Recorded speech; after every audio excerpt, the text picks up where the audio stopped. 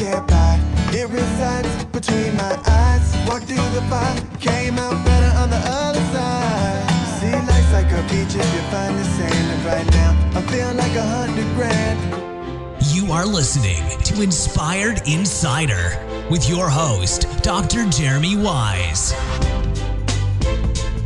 Dr. Jeremy Weiss here. I'm founder of InspiredInsider.com, where I talk with inspirational entrepreneurs and leaders like the founders of P90X, Baby Einstein, Atari, many more, how they overcome big challenges in life and business. Today, we have Craig Ballantyne. He's helped over 1.5 million people with his Turbulence Training and Home Workout Revolution exercise programs. He's been a fitness expert to Men's Health magazine since 2000 and is the co-owner of the popular success newsletter earlytorise.com, where they reach hundreds of thousands of people daily with success, fitness, and self-improvement advice. Most importantly, right now, he is the author of The Perfect Day Formula, How to Own the Day and Control Your Life. Craig, thanks for being with me. Thank you very much for having me. You know, one of the most impressive things, I just want to know, what is the golden ticket? Oh, the golden ticket. The golden ticket. Should it be a surprise for people to get? What's cool about what you have is it's not just a book, but you have a whole perfect day kit, and in it there's a golden ticket. And I don't even know if we should reveal what it is, but I mean, I'm really curious because I saw the unboxing on YouTube of people going through it. So should we reveal it? You said there's no chocolate bar involved. What should we tell about the golden ticket and what's in this perfect day kit? Well, I mean, I can talk about everything that's in the Perfect Day Kit, which is all the tools people need to be successful and to, have the perfect day. But like I said, there is no chocolate bar involved with the golden ticket, so that's a little bit of a disappointment to some people. And then that's all I'm going to say about the golden ticket for right now. Okay, we may bring it up later, and we will talk about it. It's brilliant what you did with that. It's not just a book, but it's almost like a Mac experience, where the way you packaged it, it's an experience to open it up, and the way you package this, we'll talk about what's in it and how people can use it. But I always like to include a fun fact that most people don't know, because you've written about so many articles. A fun fact that people do know that is kind of crazy is you get up at 4 a.m. every day. Yeah, that's my magic time. So 4 a.m. every time. So what's your morning routine look like?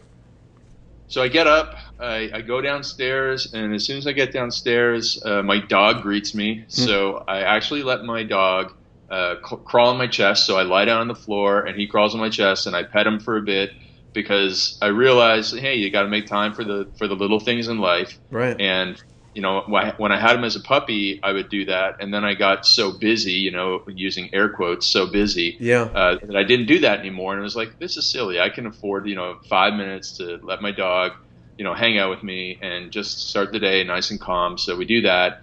Then he goes and lies down and sleeps for another, 75% of his day, and I go and I have this morning, kind of cocktail of nutrients that I have. Tell me about it. Yeah. So it is, it's Athletic Greens, which is a greens drink. Yeah, and then extra vitamin C. Yeah, and then extra vitamin C and extra glutamine, and then another immunodefense powder. Because I have some digestive issues, so I take that first thing in the morning, and then I sit down and I write for 90 minutes on my number one priority task, whether it's an essay for ETR, whether it's a chapter for a new book, or whether it is a program for one of my fitness businesses. But I just write and write and write and write, and then some meditation, a dog walk, breakfast, more writing, and then a workout, and then that gets me pretty much to lunch. So what'd you write about today? I wrote an article for my fitness business about the 10 best exercises that you can do at home to lose belly fat. And I wrote that one. And then I wrote about 3 diet rules that you can break. And so I wrote a lot of fitness and nutrition stuff today. I mean, you've written so much. How do you come up with new material? Like mostly today? Interacting with customers and going to commercial gyms and seeing the crazy stuff that people are still doing there. You think that everybody quit doing, broomstick twists for their abs in the 90s, but people still do it. The only difference is now they do it standing on a Bosu ball, so it's even stupider. But, what's the dumbest thing you've seen someone do as far as exercise? The dumbest thing you've seen, like the worst possible thing. Oh my goodness. I can't believe that I saw somebody do this. And they were doing this with a trainer. So a trainer was telling them to do this. They had 2 dumbbells stood on end, so on the flat ends, and they were standing on the dumbbells in a lunge position. And not done yet. They had boxing mitts on, and the trainer was standing behind them, and they were doing like reverse punches into the boxing mitts. And this, believe it or not, someone is paying this trainer because it's downtown Toronto. They're paying that trainer over $100 an hour to do that. Wow. So dangerous, so stupid, so ridiculous. And yet, it's like, I always describe it as the emperor has no clothes. Like most people don't realize that, they've been told that they're walking around with this beautiful robe on, like in that fable, but they have no idea that what they're doing is absolutely useless and dangerous and looks so ridiculous. But because they're paying $150 an hour for training in Toronto, they think that they're doing the right thing. So man, I've seen some crazy stuff in gyms, but that outweighs everything. You think the trainers got bored? He's like, let's see what we can do today. I think it's partially that, partially that some trainers are just coasting by on personality, cult of personality. They actually don't have an education in training, but they know somebody who knows somebody who got them a CEO, and the next thing you know, the CEO has referred them all this business, and he's the hot trainer, and you go to the hot trainer because all your friends go to it, and it's kind of like the way Bernie Madoff worked. Right. So what got you interested in fitness? When I was a kid, I wanted to be a strength and conditioning coach in the NHL. Really? So I knew that I couldn't make the NHL as a small kid. It just wasn't going to work for me. Right. But so I figured, okay, well, what's another way that I can get involved in pro sports? And it was around 94, 95 when strength and conditioning was starting to become popular, and I realized that was an avenue. And I started with traditional bodybuilding first, and then got into that, did a kinesiology degree, did a master's of exercise physiology degree. And then just as I was about to really go hardcore into that market, I started writing for Men's Health in 2000, and I realized, hey, this is actually a lot of fun helping, the average guy who's really busy. And so then I just started working in that marketplace and, writing for the magazine all the time. And I'm a bit of a bookworm and a nerd, so it was really easy for me just to, sit at my computer, write articles, and then go train people who I had a lot in common with. And I just built my internet business based on that, while at the same time training people for several years to supplement the internet income until it became a full-time job. So early on, when you were a kid growing up, is that you thought, I want to be in the NHL, and like, wait, I'm too small, and I want to be a fitness trainer? Or still back then when you were growing up, did you still have those dreams of being in the NHL?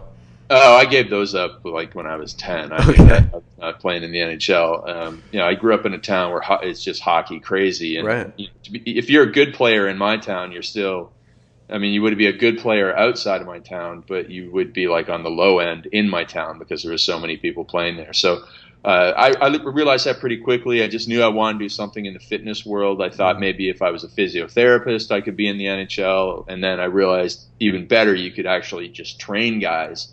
And I'm friends with a lot of guys who do that for a living, but I never did that for a living myself. You grew up in Toronto? Near Toronto. Actually, I grew up in the same town as Canada's #1 hero, Justin Bieber. I thought you were saying Wayne Gretzky, like Justin Bieber. No, I said that a little sarcastically. Yeah, I know. I'm kidding. I think he's a good kid, but I did grow up in the same town as him. His parents are the same age as me, and I've seen him down at the YMCA some mornings playing basketball and working out in the gym. That's hilarious. Yeah. And also, from a young age, I always am interested in what influenced you. And from your book, it seemed like your father had a huge influence on you early on.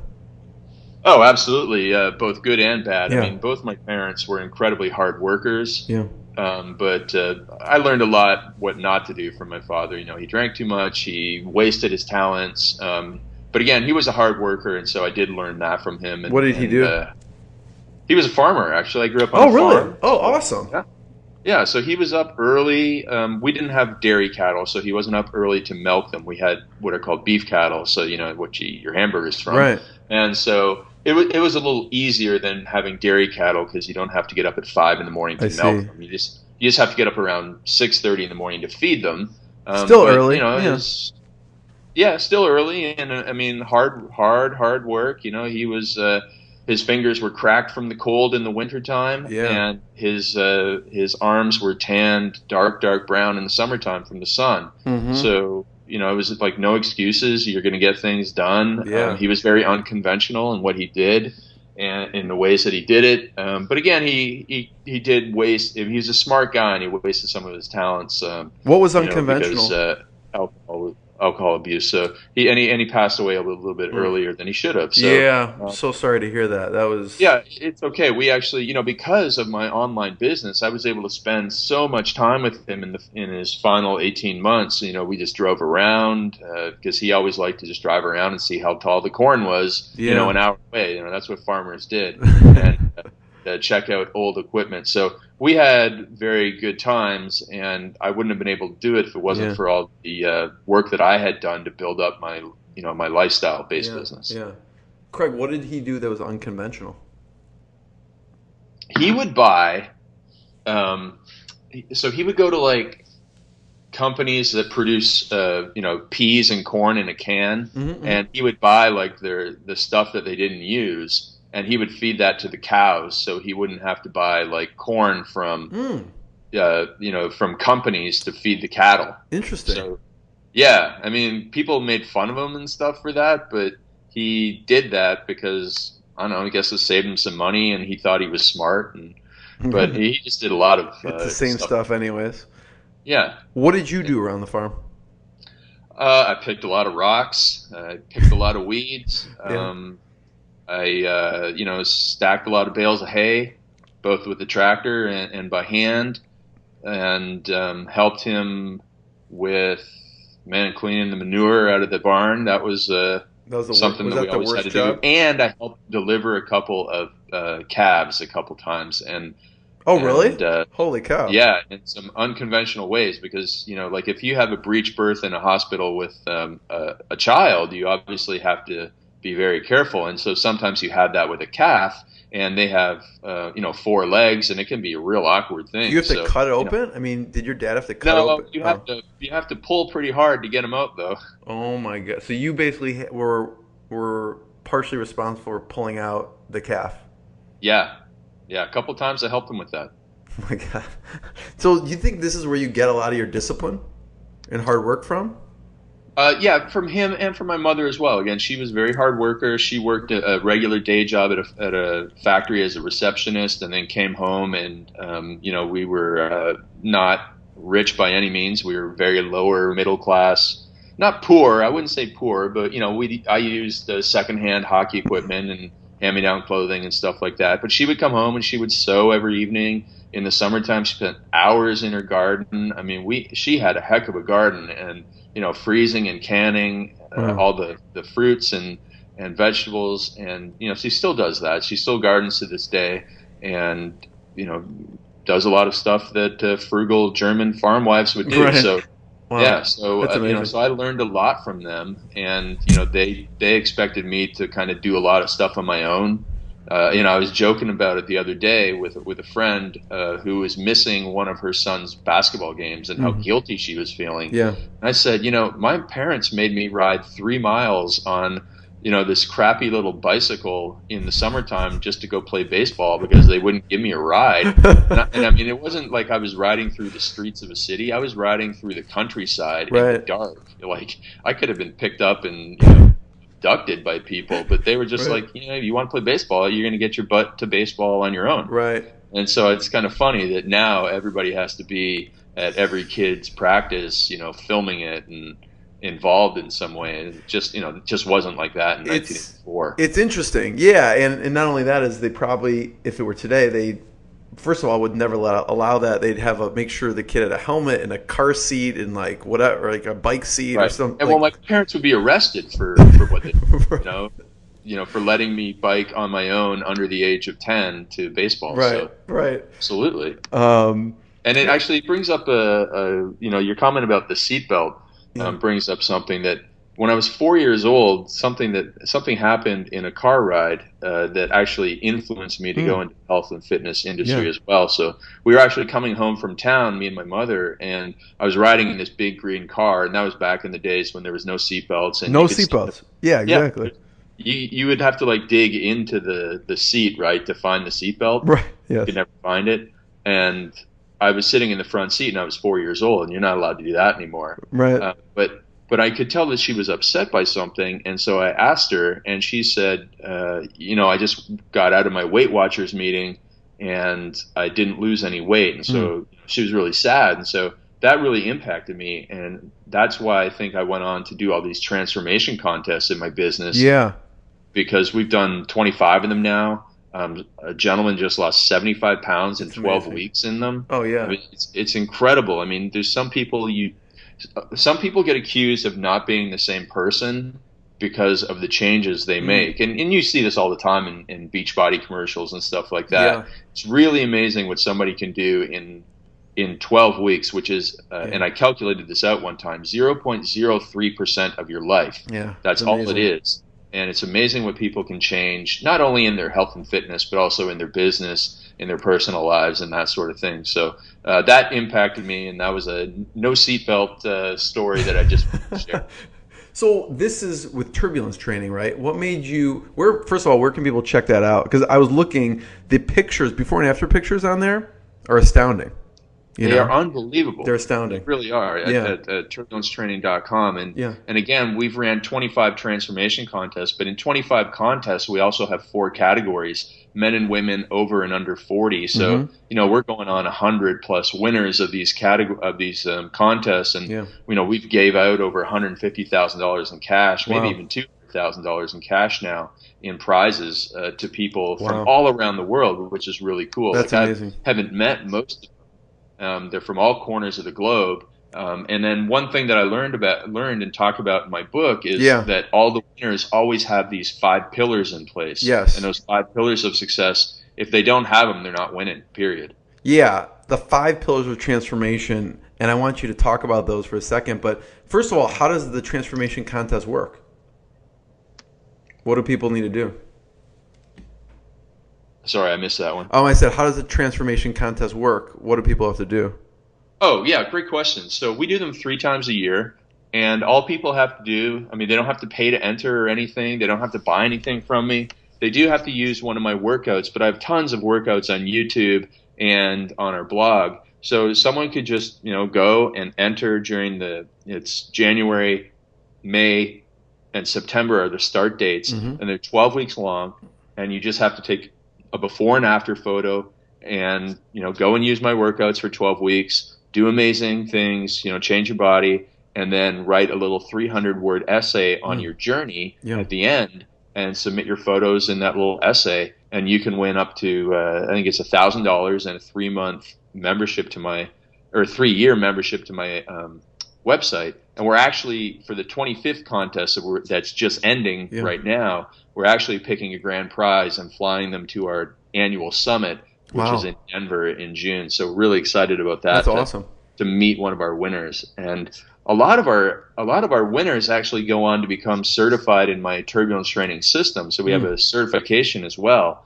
And it's really awesome to see somebody go from, overweight and struggling to winning a contest to then becoming a part-time trainer and sometimes even going on to open up their own gym and facility and become a successful 6-figure trainer just because they changed their life. It's really cool. Yeah. You have an amazing program, and obviously you guys do an amazing job displaying that on the site, because I have no interest in doing any type of training. By the time I was reading through it, I'm like, I think I should do the Turbulence Training. You see these people are like, go from way overweight to having these 6-pack abs. I'm like, why don't I have that? That's horrible. Yeah, and the great thing is we show people how to do it in very short order. Yeah. So just before this call, I was on a call with my editor. We're releasing a new book in January about the cardio myth. And we were just talking about how this is going to appeal so much to people that, there's very, very few, maybe 5% of the people want to get up and, go and exercise for an hour first thing in the morning. There's some type A people that want to do it. Right. Most people don't want to do it, and they've been told this all their lives, and it's not working. And now we're going to come along and say, hey, listen, here's the research that shows you don't have to do this. Yeah. And all you need to do is like 4 to 10 minutes every day with some bodyweight exercises, and you'll actually get better results. So we're very fortunate that long, slow method of exercising doesn't work. Yeah. And we're going to show people a better way. Yeah. What's been one of the most memorable transformation winners for Turbulence Training? Definitely the most memorable woman is a woman named Catherine Gordon. She had a horrible, horrible story to start. I mean, she went to a grocery store with her son, and the guy at the checkout asked if she was, she wanted the senior's discount, with her grandson, and she's 45 years old. So that was really horrible, and that inspired her to go and change. And then, so she won my second contest, and then she's gone on to do exactly what I said. She got certified. She became my trainer of the year in 2014, and she owns a training studio in Sonora, California. Oh, that's awesome. And she's got back into acting and all this stuff just from, getting her confidence back from exercise and health and nutrition. And now she's changing lives. And, it's like throwing a stone in a lake. It's rippled. Your business, my business, same thing. Someone's going to listen to this. They're going to go out and do good things. And that is just a wonderful, wonderful life when your business allows you to have that ripple effect on so many others. Yeah, that's huge. And, one of the best things about the Perfect Day Formula is it comes out of you seeing all these trends helping millions of people. And like you talked about, the 5 pillars of transformation. Can you talk a little bit about those? What were the trends that you were seeing? Yeah, they're really helpful, and they don't just change your body. They change so much. You can change, your financial situation. You can find the love of your life. You can do anything you want with these 5 pillars. And so they go like this. First of all, it's better planning and preparation. And most people will set a goal. They'll say, I'm here, but that's not a plan at all. You have to plan out your nutrition. You have to plan out your exercise. You have to plan out your sleep. And when you do that, then you have a much better chance of success. So if you plan out, here's my budget, here's how I'm going to get out of debt, here's how I'm going to change my credit cards to, way less interest, then you're rocking and rolling. So that's the first pillar. The second pillar is professional accountability. And research shows that being accountable to a professional, so somebody who you either hire or who is a mentor to you but has expertise that they can give you, is more effective than being accountable just to a friend. So the accountability coach will give you expert advice and will hold you accountable and take no excuses when you mess up. And that's different. That's different than the third pillar, which is social support. Social support are the people who will give you a pump up every day, no matter how bad the day went. So if you had a tough day, they'll say, hey, you know what? No worries. Come back tomorrow. You're going to do it. I'm proud of you. That type of thing. But they're not actually going to have the expert advice, and they're not going to be able. Well, they probably won't say, you know what? That's a lame excuse. I don't ever want to hear that again. That's what your accountability coach is for. I gotcha. So there's a difference between your coach and your cheerleaders, but you need them both. Who is yours? Who's your social support? Definitely the trainers that I have that are certified with me. I also join every single one of my transformation contests. So I don't necessarily do something physical. Yeah, I don't do something physical every time. Sometimes I make changes to my nutrition. Like, one of my bad habits last year was Coke Zeros. I would drink like 2 or 3 a week. I would never have guessed that. Day. Yeah, I have a sweet tooth, and Coke Zero is pretty darn close to Coke. So I gave that up with their help, and I actually gave up drinking water out of plastic bottles over 6 or 8 months ago with their help. So, that's awesome. So each of the transformations, you almost try and break a habit that you want to break. Absolutely. Yeah. Absolutely. So what are some of the other ones? So you had Coke Zero, drinking water out of plastic bottles. What other ones did you work on? Some of them were just writing 1,000 words every day. Yeah. There was that one. So I'll basically alternate between like a personal development transformation and a nutrition or physical change. I've done like some body weight challenges and some, and I've done, this one right now is about being more generous than ever. So giving as much as I can. So that's my, that's coming to an end right now. And I'll have to pick something for, in a couple of months when we start our next one. So I'm always trying to do something. And so those people that, again, I've never met most of them, but they're on my membership site and they're my social support. Yeah. So I use them. I also get social support from my employees. I get social support from my friends. Anybody who's positive and is not going to ridicule you should be your social support. You don't want to share your goals with those people that are negative. Yeah, yeah. So social support's number 3. What's number 4? Meaningful incentive. Okay. And that is really important, that it's a meaningful incentive, because it's one thing for us to say, oh, if I lose 10 pounds, I'll buy myself a new pair of jeans. That's nice. That'll get you going for 2 weeks, but that isn't going to keep you going for 6 weeks, 10 weeks, 12 weeks until you accomplish what you really want to accomplish in your life. So you have to think, okay, why am I really doing this? Why? Yeah. And it could be, for your, to look sexy again for your spouse. It could be to have more energy for your kids. It could be because you're on the verge of death. It could be because your cholesterol and blood pressure are through the roof and you have to change now or else there will never be another shot. So it needs to be a meaningful incentive. And I learned this the hard way, because one of my transformations back in 2013 was I said, I'm going to learn how to play chess because that's what apparently smart people do. And I have to be smart. So after 3 days of trying to watch chess videos on YouTube and play some online games, I quit. And I realized this is not meaningful to me in any way. I had no connection to it. I didn't really care. Right. But what I knew that I should take up was meditation. I had tried and failed a couple times before. Right. I'd struggled with anxiety in the past, and I knew that meditation would help me. Yeah. And so on January 28th, 2013, I started with 2 minutes of meditation in the Viceroy Hotel, I think, in St. Petersburg, Florida, a very famous hotel there. Okay. And I haven't missed a day since of at least 5 minutes of meditation. Right. Some days is on a busy travel day. I'm doing it during the plane's takeoff, which is a really, really great way to either meditate or fall asleep. Right. Well, especially if you're nervous about planes flying. Yeah. But I average about 20 minutes a day. Wow. Yeah. So I just sit on, some pillows and sit cross-legged and close my eyes. And I don't worry too much about my thoughts wandering. I did worry about that a lot at the start, but I realized that kind of made it, not very much fun and difficult. And so I just said, okay, I'm not going to worry about that for now. So I breathe deeply and slowly. That has been the biggest thing for me. I have become more patient. And in general, you mean? What's that? Like in general, or?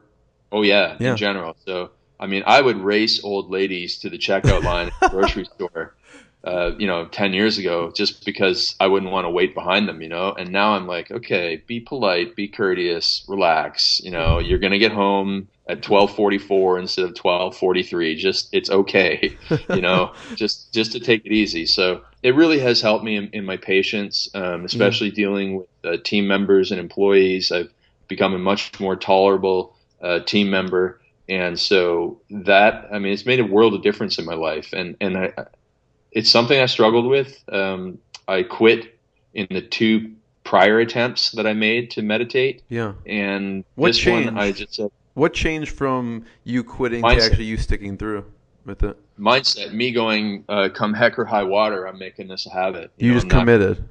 Yeah. And I also got, my business partner had been meditating for years and years. So I called him my professional accountability. I'd be like, I'm struggling with this. What do you recommend I do? And, just focus on your breathing. Yeah. Focus on, this tip and that tip. So he gave me extra advice. And also from my chiropractor who was really into it. So there were those 2 things. And then I think I had a bit of it wasn't like I didn't know I had anxiety in the past when I tried before, but this time I just wanted to, shut it out from my life for good. And I had been doing a really great job, and I just wanted to add it. And then also, we had been writing about it a lot at Early to Rise. We've been recommending meditation to all of our readers, and I'm like, well, I don't meditate, so I feel like a hypocrite. Right. So there's been a couple of things that I've changed in my life because of Early to Rise, realizing that, I have these bad habits, but I go and tell people what to do all day, so I need to change my own. So I actually stopped swearing as well. It's good motivation. Yeah. So a couple of years ago, I was out running intervals, and I thought, I swear all the time around my friends, but, I tell people to, do this and this at Early to Rise. So I quit swearing in 6 days with the 5 pillars. Wow. Yeah. So basically you just practice what you preach. You use the 5 pillars, you plug in whatever you want to do, and you kind of use this step by step. So the fifth, what's the 5th pillar? The 5th one is the biggest and most important pillar. It has the greatest impact when you have them all in place, and it's the deadline. And everyone knows that a deadline is very, very powerful. It gets us to take action. A couple of examples of it in place. Christmas Day is a great deadline because what's the busiest shopping day of the year? Well, Black Friday, I suppose, but that's because there's a sale deadline. But also the 23rd, 24th of December are packed at the malls. But it's not like nobody knows that Christmas is the 25th. It's not like Easter, which is a sneaky holiday and, jumps around on the calendar. Right. But everybody knows that December 25th is going to be Christmas again this year. Right. But human nature, we just wait till the final seconds until we actually have to go and, be inspired by the deadline. I mean, you can't go and buy something on the 26th and really impress somebody as a Christmas gift. I mean, they want it the day before. So the deadline will inspire people to action. It will also motivate them to stay with a habit change. So, the first 2 weeks, most people can skate by on motivation. From 2 to 6 weeks, it becomes tougher and tougher. Yeah. But then it's at the 6th week of our 12-week transformation contest, people go, okay, I'm halfway through. Now I'm on the home stretch. And then it's just like running a marathon. As you hit mile 25, you find energy that you didn't think that you would ever have again. Right. And run a little bit faster. And so that's the power of the deadline. And we see it in marketing all the time, that people wait. Always. Sales almost over. And I mean, I've ran promotions over 100 times, and I'm still amazed by the fact that you'll get 25 to 30% of your orders in the final 6 hours of a sale. That's amazing. Yeah, it's so true. And I love how you use that with the transformation to get results for people, because you are setting a real a deadline essentially with the transformation contest. Yeah, and both ways. So it's like, listen, you have to get your results by this date, but also, hey, listen, you only have to, focus for this long. Right. And I did the math, and 12 weeks is 0.03% of somebody's 75-year lifespan. Right. And if you say to somebody, listen, can you give me 0.03% of your life to change? Most people would be like, yeah, I can give you that much, because it sounds like so little. Craig, what do you think the hardest one out of these 5 pillars are for people? What do you get most pushback? Either social support or professional accountability. So professional accountability, most people say, I don't have money, I don't know where this coach is. And the answer to that is go to the library, get their free books, right? Go to YouTube, watch their videos, and have them as a virtual mentor first. And then, if you're in a business transformation, you take the money that you earn from reading their book, and you go and buy their course. And you take the money you earn from buying their course, and you go to their seminar. And you take the money you earn from going to their seminar and join their coaching. Otherwise, if you're trying to lose weight, I mean, there's so much free information out there that you kind of have to cobble it together, but you can still get what you need. You just keep leveling up and leveling up and leveling up, and even from your. But the other thing is, most people just struggle with positive social support because they're surrounded by so many negative people at home and at work. Yeah. And so we just have to go and find them new social support. And the great thing is, research shows that online social support just as powerful as real world. So, finding a Facebook group, finding a membership site, finding some type of online support will help you, even if you feel like you're surrounded by nothing but negative people. Yeah. Yeah. And you mentioned that is a big one, that holds people back because I think they have to spend a ton of money. And I remember what's interesting story you tell in the Perfect Day Formula is your struggle with it early on with that you always say, I should have got my mentor earlier. Right? Oh, absolutely. Yeah. So talk about that, your decision-making process to find that initial mentor. Right. So the biggest mistake that I made was I didn't hire a coach soon enough. I mean, I could have hired a coach, financially in 2003, but I waited until 2006 because, frankly, I was cheap, stupid, and stubborn, and I was just, I thought I could do it all on my own.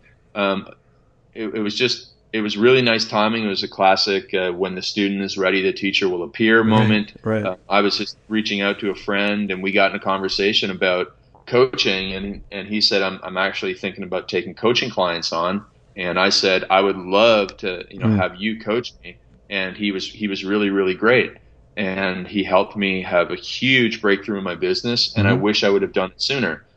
So that was the biggest mistake that I made. So the biggest piece of advice I could ever give to somebody is get a coach sooner. So find somebody that you want to emulate in terms of both success financially, but also success morally and ethically, and find somebody that suits you and your personality, and hire them. Do everything you possibly can, even if it's just going to their seminar, be their intern, whatever it is, but go and find your mentor as soon as you can. And then, Craig, this was Tom you're referring to?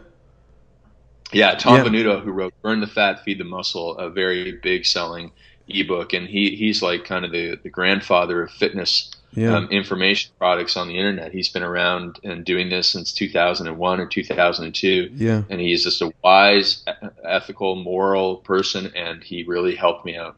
So what was the breakthrough he helped you with? He really showed me how to create a website that other people would recommend to others. So, specifically affiliates. He showed me how to write good, compelling sales copy. He showed me how to be persuasive. He showed me how to organize things. And he showed me basically how to do a 3-day promotion with a deadline in it. And so that was, one of my first experiences with a promotional deadline. And so he just really dialed everything in for me, because I was kind of like scratching and clawing and putting stuff together on my own, and it just wasn't coming together. And then in 3 months working with me, it made a huge difference. It was like the exponential hockey stick results. Yeah. Spending a little bit it's amazing how we try and save so much money, but spending more money sometimes just saves us time and makes us more money.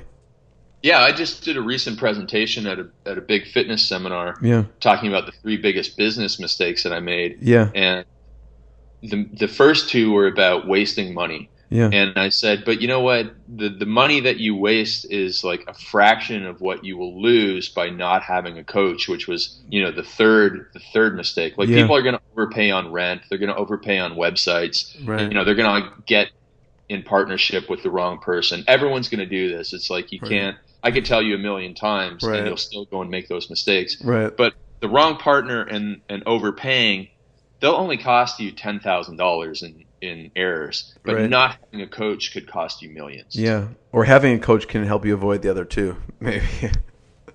Yeah, absolutely. So a big influence on you obviously is Early to Rise. It's a huge site. Amazing work you guys do. What led up to being the owner of Early to Rise? So that's a long, long story, and it starts with my coach, Tom. So in 2006, on our first call, he said to me, Craig, what do you want your business to look like in 5 years from now? Yeah. And I said, I'd love to have a business like Early to Rise. And that was it. That was, we went on and talked about sales copy after that. But why Early to Rise? Why did you want a site like Early to Rise? I had been a reader of that site for about 5 years. I mean, Mark Ford, a.k.a. Michael Masterson, started that in 2000 or 2001. Yeah. I was on the email list early, and, he was talking not only about health, but also building your business and, becoming a smarter person and a better person. Yeah. And really, it was a holistic approach to just success. Yeah. And I just thought this is the most wonderful thing, because not only did I want to help people change their bodies, but I really wanted to help people with shortcuts, science-proven shortcuts to success in every aspect of life, because I think life in general is simple. We just make it too hard on ourselves because we don't know the answers. And so I wanted to share my answers and experience with people. And so that's why I was so big on it at the time. And I said that to Tom. But then, we didn't ever talk about it again. And then the year after that, I joined Yannick Silver's mastermind group in 2007. Right. In 2008, I met my business partner, Matt Smith.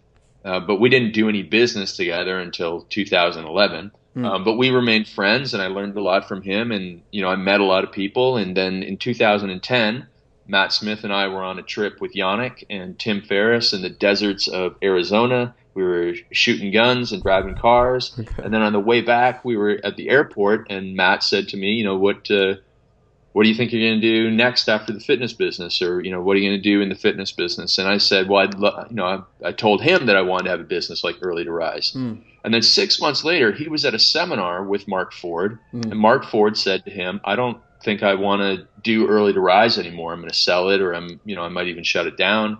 And he said, well, I know a guy who would love to take it over. And so he connected me with Mark, and Matt and I flew down to Florida and negotiated the acquisition of the company. Wow. And we've been running it since July of 2011. And that was 5 years, 3 months, and 17 days after I first told Tom on that first call that I wanted to have a business like Early to Rise in 5 years. So I got my exact business dream accomplished. I was a little late, so don't hold it against me that I was 3 months and 17 days late, but I did a pretty good job. And so to me, that was my first experience with, kind of like the law of attraction, but I actually call it the law of action attraction, because you have to go out there and do the work. You have to meet people. But when you do that stuff and you implement those 5 pillars into your life, you can achieve exactly what you want in your dreams. It was really, really an amazing moment for me. Yeah. Craig, that's amazing. What's the most rewarding? I'm interested in what's the most rewarding thing about running Early to Rise, and what's the most challenging? What's the most rewarding Definitely first? Most rewarding. Yeah. Sorry, what was that? No, what was the most rewarding? Yeah. It's just the customer feedback from people that we get from all over the world that will probably never meet, that we've changed their life in this way, that this email helped them get out of like the darkest time of their life. We've had a couple people say that they were so down and out they were considering suicide. I mean, not a lot of people. I don't want to say that we're stopping people from committing suicide, but we've reached people in a tough place before. Real deep way. And then also the transformations. I always say that you can't have a physical transformation without a mental transformation. As impressive as the physical transformations are, the before and afters, I mean, I get teary-eyed when I read some of these things about single moms and the physical transformation they've made, but then what their children think of them and how it's really made a big impact on them. And just, repairing relationships with their spouses because they're back in shape and taking care of themselves. Wow. So that is easily the most rewarding thing. And now the perfect day formula, we're hearing from people strengthening marriages just with that vision exercise. Really? And, having more time for their kids to read with them and not be addicted to their phones, and, actually sitting down for dinner. And it's really, really wonderful. So that is by far the most rewarding part of the business. And second most rewarding, though, is the team that we've built, and our office is in Denver, and I just love the people there, like fans, and really, really great. And one other thing that we actually do at Early to Rise, every December, we do this Toys for Tots charity drive with Marines. So, I've heard about that. The Marines do this in cities all over America, and believe it or not, actually, I'll let you guess, how many kids do you think they have to buy toys for in the Denver area so that a kid doesn't wake up on Christmas without a toy? Yeah. I mean, I've listened to podcasts where you talked about this, so it's astounding. I mean, I think you said it was like over hundreds of thousands or something, right? It's 94,000 people in a metro area of 3 million people, which is mind-boggling. I couldn't believe it. That's amazing. And they're almost always 10, 20, 30,000 toys short. So we get a whole bunch of our friends together, and we go to Walmart's, and we spend as much money as we can. And last year we bought $151,000 worth of toys, which is 7,500 toys. So we made a little bit of a dent in it. Oh my gosh. But still, that's just so many kids, and that's what I heard on someone else was mentioning that you spent $150,000 on toys to make sure the kids had toys. Yeah. So what happens is we buy these toys, we go through hundreds of shopping carts of toys with all the people. We usually have like 65 people there. And then we fill up these Marine trucks, and the Marines take it to a distribution center. Wow. And then the distribution centers take it to community centers. And then the community center will have like a Santa Claus come in, and the parents and the kids, I think, and they'll get the toy. So that's how it works. Wow. And so anybody listening, if you have this in your town, please, by all means, $10 at Walmart can get a kid a toy. You can, take $50 down there with your kids, and it changes the kids' lives. And what I mean by the kids, I'm talking about the kids of the people that join us in the shopping. So my business partner has 2 kids, and they don't want for anything because my business partner's a successful guy. He doesn't buy them everything, but of course, but they don't need anything. And right. Then you go and you take them on this thing and you tell them, hey, we're buying toys for kids that wouldn't have any toys. Yeah. It really changes their perspective on things, and it's really been a wonderful learning experience for the kids. So what's it called, Craig? And join their parents on this shopping spree. That's amazing. That's a great idea. Thing. That's a great idea. What's the charity? What is it called? The charity? It's called Toys for Tots, and it's run by the United States Marine Corps. Yeah. That's fantastic. It's in cities all over America. I know that they even do it in Toronto, obviously not with the United States Marine Corps. They do it with the firefighters and the police department. Yeah. They have it in Chicago, yeah. We're doing, I don't know if you've heard of the book, there's a book called Opposite of Spoiled, and it basically helps teach like really young kids financial literacy, so you start young, and part of it is giving them an allowance of a give, spend, and save jar. And so I should definitely, my little daughter's thinking of what should I do with the give, and that's actually an amazing idea to use for the give jar. So thank you. Around kids and their energy and all that sort of stuff. So that's been, the rewarding part. The challenging part is just, I guess it would be, it's all personal for me. It's just becoming a better mentor and manager, and overcoming my selfishness where I just want to, write in a room all day, but I need to be out there and teaching and helping our employees grow. And I've learned a lot in the last year, and I really think that we've put together this amazing team of people, and they're just very, very sharp, and they're passionate about helping people. And so that challenge has turned into a reward. So challenge is just becoming a better manager over time. Yeah, absolutely. Because I'm an introverted guy, and again, my talent is writing, so it's tempting for me just to shut the door and just write articles all day. But you're never going to reach as many people as you would like to if you don't build the people around you to help get that message out. Yeah, that's a great point, Craig. So, what did you do to have a breakthrough as a manager? It's mostly accountability to my business partner Matt, and to one of our other business partners, Jeff Schneider, who's a really, really great guy. And they just wouldn't tolerate me when I would, be curt with somebody or not, teach somebody something that they need to learn. And so they showed me how to, teach better, and they showed me how to do proper interviews to hire the right person, and they taught me how to give better feedback to somebody when a mistake was made. Yeah. And they really just transformed my interpersonal skills. So, that weren't great to much better.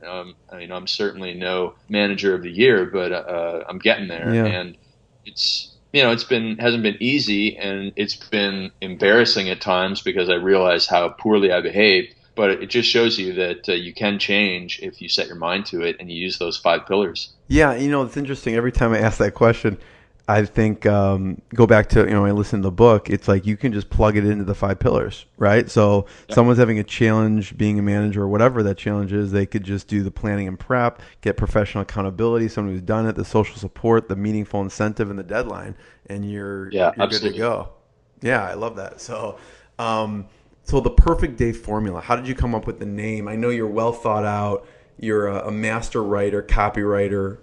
Tell me about the formation of the perfect day formula title.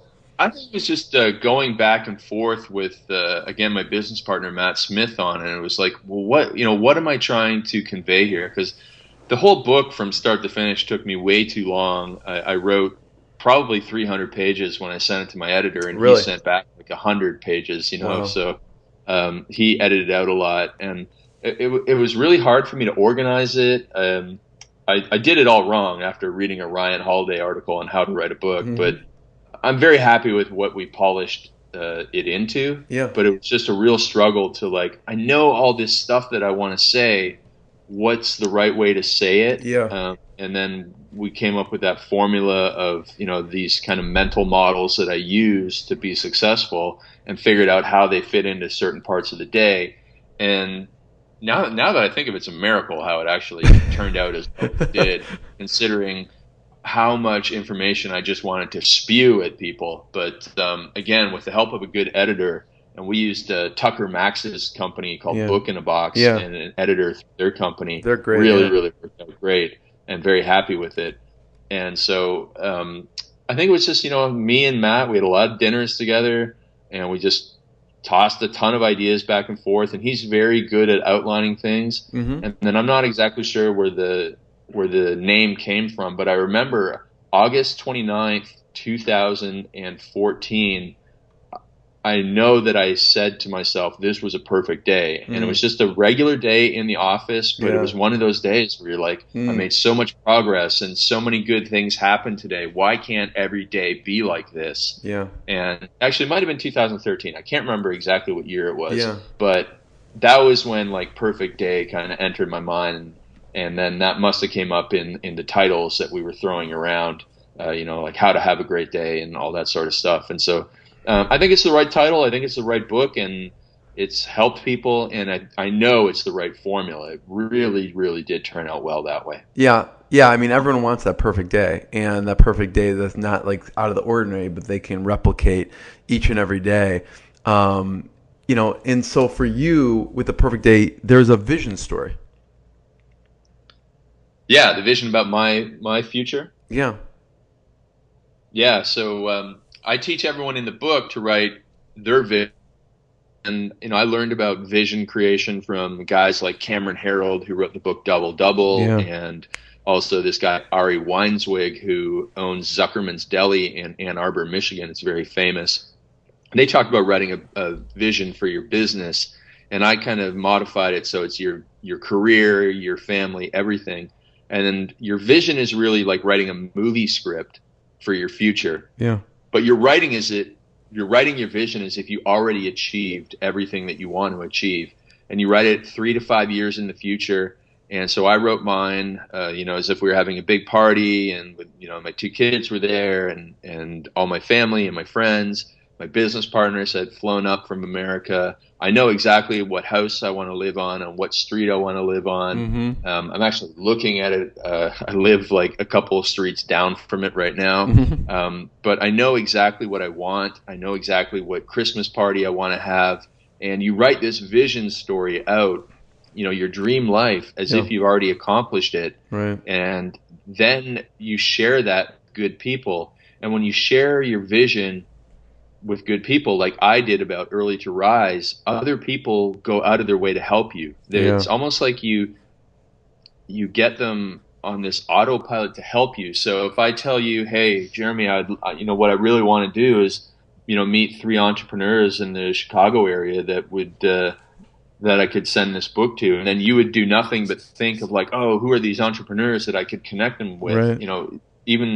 Even though there's no benefit to you, it's just that you're a good person, and good people go into this autopilot of helping people. Yeah. So that's why people need to share their goals. And so one of my greatest success stories with the Perfect Day Formula book is a pediatric anesthesiologist from California. And she wrote that when she shared her vision with her husband, it just completely strengthened their marriage. Really? And to hear that feedback is so rewarding because it validates my belief about the importance of a vision. So I encourage people just to do that section of the book, and there's a bunch of questions in there that help people write the screenplay for the future life so that they can achieve exactly what they want. And that's what it's all about, is tell people what you want, they'll go and help you, and the next thing you know, you have exactly what you want. Yeah, I love that. And another interesting part of the book, Craig, is rules, right? What are some of your rules?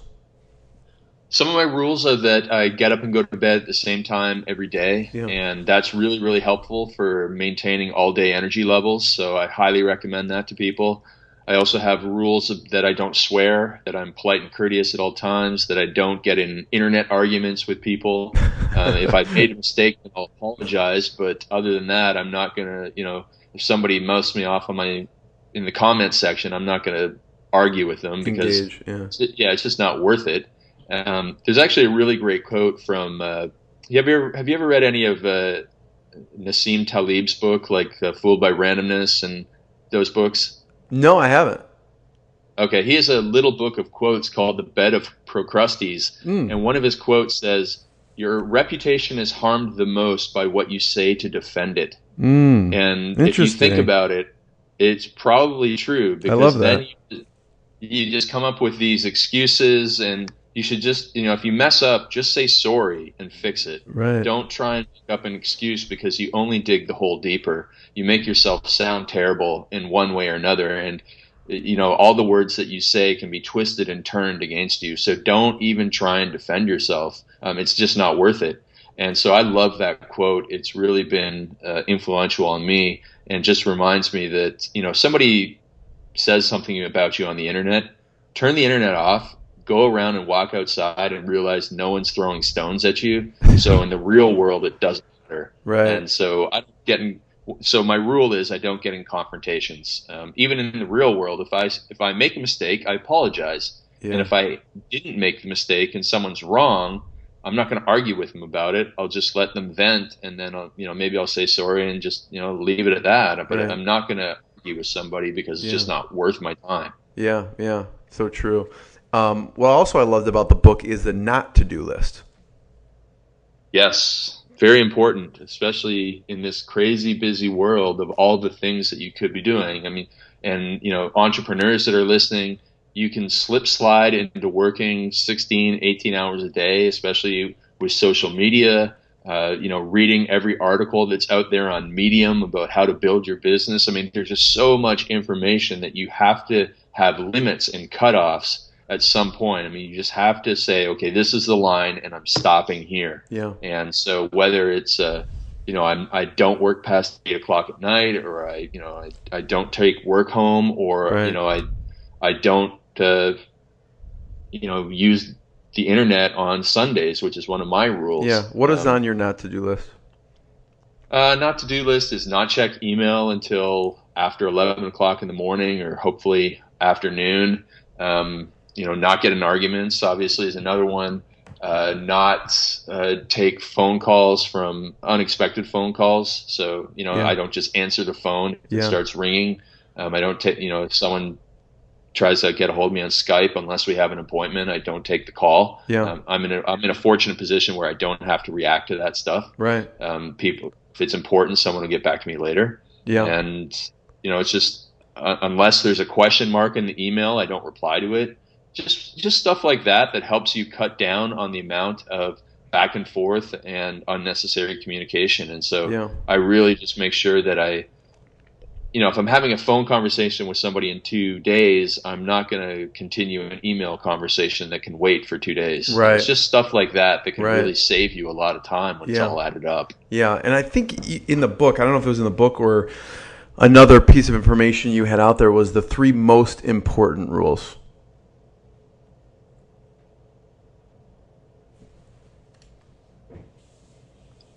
Sorry, Jim, I didn't hear you. I said the 3 most important rules you talk about. Oh, so the 3 most important rules are going to be basically around your health, I think around your sleep, and then your number one priority in life. So figure out what your number one priority in life is, and then wake up and spend 15 minutes of it on it every morning. So if we go back to like a get out of debt problem, well, okay, if I get up and spend 15 minutes sitting down at my kitchen table figuring out how to get out of debt, and I do nothing but that 6 days a week, I'm probably going to get out of debt really quickly, because I'm going to sit there and just think of like, how can I cut back on my interest rate, and how can I cut back on my expenses, and how can I do all these things that are going to help me get out of debt. So figure out your number one priority and spend your first 15 minutes every day working on it. Yeah, love that. Craig, since it's Inspired Insider, I always ask, what's been the lowest moment and how you push through it? Probably the lowest moment for me was in 2006. Just before I hired my business coach, I started going through some anxiety attacks, and they were very, very serious ones. So it was, I'd wake up in the middle of the night and I would not be able to breathe. Wow. I had tingling from the top of my head down to the end of my fingertips for 6 weeks, every day, all day. Like, it didn't stop. And I went to the hospital twice. I thought I was having heart attacks. But I just followed the steps in my book that I had not written yet, but I was learning at the time. Yeah. And I just tried everything. So I did standing meditation, which is called Qigong. Yeah. I tried regular meditation. That's when I struggled with it. I tried yoga, classical music. And I actually needed to learn how to breathe again properly from my belly and not from my upper chest with short, shallow breaths, because that actually messes up the carbon dioxide in your blood and makes you more anxious. Yeah. So all these things, I was just living wrong at the time, and I needed to fix myself and stop being a hypocrite. And I did, and because I had a meaningful incentive to change, which was to get rid of the anxiety. And so that was something I struggled with. And it took about 6 to 12 weeks to do it, but I eventually did overcome it. And I can feel it coming back on at times when I'm stressed, but I just, slow down and breathe and it goes away. It's just like you can feel, it's almost like a little bit of pressure right over your left pectoral. For me is where I feel it. Like just right over the there. heart, right where the heart is. Yeah, and you're just like, what's going on here? And it's some type of compression there. Yeah. And if I feel that, I know that I need to step back, relax, do some breathing, and it'll go away. That's really scary. When you first had it the first few times, did you even know what it was? No, I didn't. And I'll tell you what, if you ever go into a packed emergency room and you want to get to the front of the line, just say you're having a heart attack. That will change the receptionist's attitude towards you very, very quickly. And that's pretty much what you thought. You're like, I think I'm having a heart attack, and they just rushed you in. Yeah, I said that to the guy. I'm like, I think I'm having a heart attack right now. And he went from like, oh, this is another person wasting my time, to like, okay, we're going to take you right to the back right now. Yeah. Wow, that's crazy. Craig, what's been one of the proudest moments for you? Proudest moment, definitely getting this book out was huge. Yeah. Also, taking over Early Rise was just really, really neat. I know that we can help a lot of people with it, and so I'm very, very happy. And then every year when we do that Toys for Tots drive, when I get to announce how much money we've raised, because there's several contributions between all the shopping receipts and then money that other people have sent in, that's pretty fun. We actually have Santa Claus and Mrs. Claus there. Cool. I have all, like 100 people gathered around, and we don't have like the Jerry Lewis telethon number come up, but it's written down on my paper, and I get to announce it, and the crowd goes nuts. So that's pretty cool. That's awesome. Talk about forming the kit. What made you decide to do not only just the Perfect Day Formula book, but the kit, and then what's in the kit? So the kit was actually Matt's idea. He came up with the brilliant idea of like, hey, let's put together the tools that are in the book and give it to people so it really walks them through it.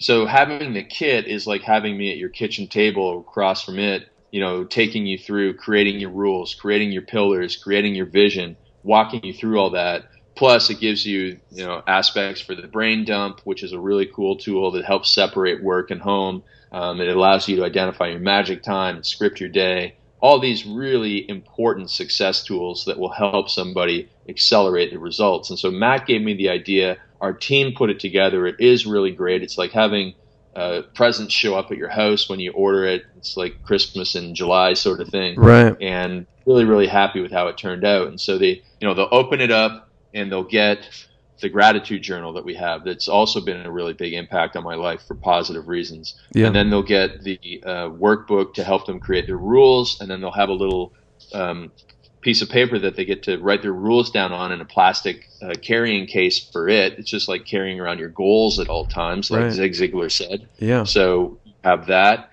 And then there's a section on your transformation. Then there's a section on goal setting. So it's a poster that folds out, and it's a bit of an unconventional way of setting goals compared to normal. And then they have how to create your vision with all the penetrating questions that I ask that help people identify what really matters to them. And then finally, there's that scripting work pad sheet in there as well. So there's 100 days of scripting your day and using the brain dump. It's all those tools to help make sure that somebody has the greatest success that they get.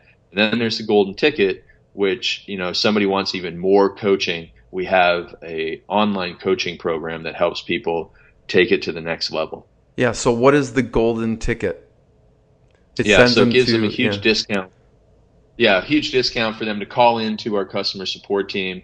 And if they want to get all the videos that I've created that go along with it, that are walk people through even more questions, a life assessment that I've done that's been really helpful, how to get more done in their business. There's a business coaching section. There's some health-related coaching sections. And then there's even one coaching session where I explain all the flaws in the formula and how to fix them. Because over time, I realized that the perfect day formula gives you a perfect day, but it's still not perfect. Some people can take some of the things a little too far, or sometimes the wrong way. And so we fix all that just to make sure that everybody's dialed in and still back on track. What's a flaw or that you discovered? Some people being too strict with their rules. So obviously with the rules, you need to follow them probably 90% of the time. But you don't want rules to get in the way of the two most important things in life, which are people and experiences. So if you say that you have a rule that, you don't do anything from Monday to Thursday and you just focus on work, and this opportunity comes up for you to have dinner with a friend you haven't seen in 10 years, but you say, oh, no, I don't, do social things on Tuesday evenings. Yeah. I mean, that's ridiculous. That's taking things way too far. One, you want to be focused by your rules, but you're not going to give up an opportunity to really have a great memory with somebody. Now, of course, you have to draw the line both ways. You can't be going out every night and staying up late and drinking socially every night if you want to have success in your health and wealth building. You just can't do that. Yeah. But at the same time, you can't be so strict that you give up on really great opportunities. So, most people are going to be wise enough to know what fits in that 90% boundaries, and then the exceptional times that you go and make the exceptions for. Yeah, and you talk about it a little bit about your routine, like whatever, you go to bed at 8 or 8:30 and wake up at 4, but if you need to go out later, then you'll just kind of take a nap in the middle of the day and kind of get around that rule if it affects the experience. It is really important to stick to your wake-up time as closely as you can. Yeah. Otherwise, then you get into like a 3-day stretch where you're really tired in the morning and you're sleepy all afternoon. Yeah. So it's better just to take the hit on the one day where you stay out a couple hours late, or you miss a couple hours sleep. You still get up very close to your wake-up time, and you have a nap that day, or you go to bed really early the next day, and then you're right back on track. Yeah. But if you sleep in on Saturday and Sunday on the weekends like I used to, then it's, not until Thursday morning when you feel like you've caught up, but then it's Thursday morning and you're back in the cycle of going out late again. Yeah. Craig, this has been awesome. Thank you so much. And I have one last question, but first, where should we point people towards? Where should they check out, the Perfect Day Formula and the Perfect Day Formula Kit? We can get the Perfect Day Formula on Amazon in all its formats. The audiobook is really popular. Yeah. I got an Audible. Anyone should get it on Audible. It's like a steal for actually what the price is on Audible. Yeah, it's really great. And then from there, if somebody does want to have, that virtual coaching where it's like having me sitting across the table from them with the kit, they can go to perfectdayformula.com and actually watch a video where I unbox everything and I walk people through in very much detail all the cool tools that they're going to get to succeed. Yeah, I would encourage anyone to, obviously, you can go on Audible. I think it's like less than $10 for the Audible book, and it's like 3 hours. What you can save in time, energy, money by listening to it is remarkable. So thanks for creating that, Craig. And so my last question is, what have we not talked about in the Perfect Day Formula that we make sure that we mention? Oh, geez. Well, I think we've covered pretty much everything that really matters to me. We've covered helping people create the boundaries for their life, which is the rules in the morning, which allow them to get the most done. Mm-hmm. And actually, I guess the one thing that we haven't covered is the paradox that more structure in your life does actually lead to more freedom. Mm-hmm. So people think, wow, there's a lot of, strict rules and stuff in this person's approach to life. And there are. But again, if you think about it in terms of a normal day for a normal person, they work during the day and then, their family is waiting for them at home. Well, wouldn't you want to be very structured in your day so that you know that you can get home on time for dinner, Yeah. You can get home on time to read for your kids before they go to bed, you can get home on time to actually pay attention to them and not your phone. And that's what it's all about. So that's why we do work so hard during the day, Yeah. and we do set up rules, and we are very structured. And so the more structure you have in your life or in your days, the more freedom you have in your life so that you can go and do whatever you want at night. You can live wherever you want in the world when you're very successful because of the structure you have in your business. And you can do the things that you've always dreamed of doing because you get so much done. Yeah. And that's an objection you get. People tell you, well, you don't have kids, right? Yeah, I do get that. And then I just point to them, all the people that have been successsul with the formula with kids. So, Right. One of my friends, Bedros Keuilian, not only does he get home on time for dinner, but he gets home on time after, and he has like one of the biggest growing fitness franchises in America, and he runs a big business, but he still gets home on time to play guitar with his son before dinner and then play games with him after dinner. And so he gets to shut down at night and not worry about work because he gets so much done during the day. Yeah. Yeah. Everyone check out the perfectdayformula.com, or is it Perfect Day Formula without the THE? I think we have both, but perfectdayformula.com for sure. Check it out. Craig, thank you so much. It's been fantastic. Thank you, Jeremy. What I got, you can't buy. It resides between my eyes. Walked through the fire, came out better on the other side.